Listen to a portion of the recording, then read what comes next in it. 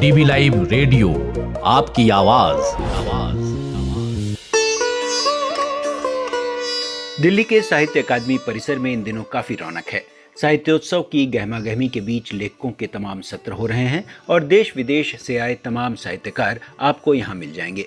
दिन भर में अलग अलग सभागारों में रोजाना 15 से ज्यादा सत्र हो रहे हैं।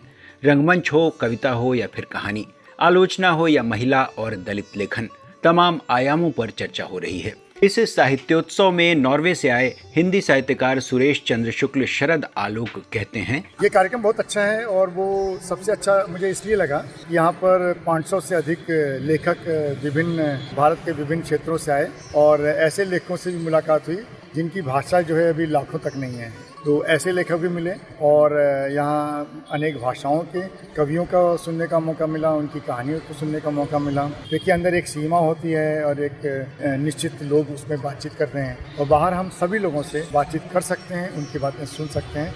तो मुझे बहुत कुछ सीखने को मिला। साहित्योत्सव की सरगर्मियों से अब आपको ले चलते हैं प्रेस क्लब, जहां बेबाक पत्रकार भाषा सिंह के पहले कविता संग्रह योनि सत्ता संवाद पलकों से चुनना वासना की मोती पर गंभीर चर्चा हुई। किताब के विवादास्पद शीर्षक को लेकर कुछ सवाल भी उठे, लेकिन जिन लोगों ने इस किताब में भाषा सिंह की कविताएं गंभीरता से पढ़ी हैं, उन्होंने इन्हें प्रतिरोध की असरदार कविताएं बताया और कहा कि भाषा सिंह ने इस किताब के जरिए 3 सत्ताओं को सामने लाने की कोशिश की है। महिलाओं को हमेशा एक उपभोग की वस्तु समझने और उनकी आज़ादी को लेकर परंपरागत पुरुषवादी सोच पर चोट करती इस किताब पर संजय कुंदन, राजेश कुमार, अदनान कफील, हेमलता महेश्वर, अजय सिंह, रामशरण जोशी समेत 25 से ज्यादा वक्ताओं ने अपनी बात रखी। रामशरण जोशी ने भाषा सिंह की कविताओं को आज के दौर में बेहद अहम बताया। कुछ लोगों ने मुझसे कहा भी व्यक्तिगत रूप से कि भाई ये शीर्षक जो है बहुत ही विचित्र है तो लेकिन जब मैं पूरा पढ़ा तो मुझे इसमें कुछ भी अचरज भरा नहीं लगा, क्योंकि सत्ता योनि की नहीं होती, सत्ता सबकी, सत्ता।